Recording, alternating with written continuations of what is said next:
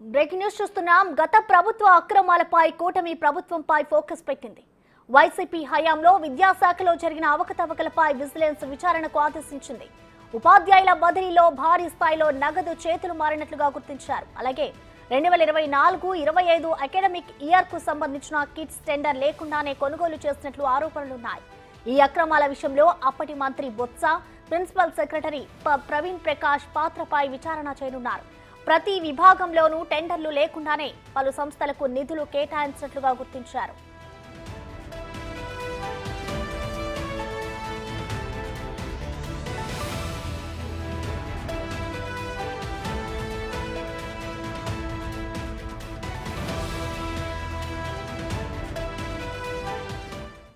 గత ప్రభుత్వ అక్రమాలపై కూటమి ప్రభుత్వం ఫోకస్ పెట్టింది. వైసీపీ హయాంలో విద్యాశాఖలో జరిగిన అవకతవకలపై విజిలెన్స్ విచారణకైతే ఆదేశించింది. ఇక దీనికి సంబంధించిన కంప్లీట్ డీటెయిల్స్ మా ప్రతినిధి శివ అందిస్తారు. శివ,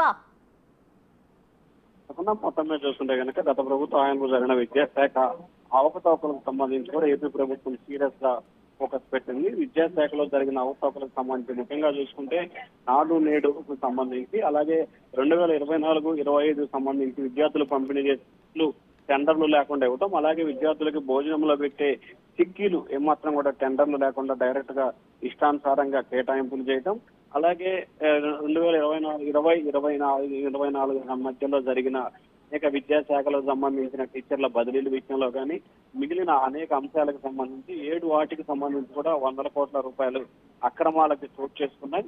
ఏ శాఖకు సంబంధించి అంటే విద్యాశాఖలో అనేక విభాగాలకు సంబంధించి కూడా ఎక్కడా కూడా అధికారికంగా టెండర్ ఇవ్వకుండా నచ్చిన వారికే ఎంపిక చేసుకుంటూ డైరెక్ట్ గా నిధుల్ని కేటాయించారని చెప్పి కూడా ఆరోపణలు రావడం జరిగింది.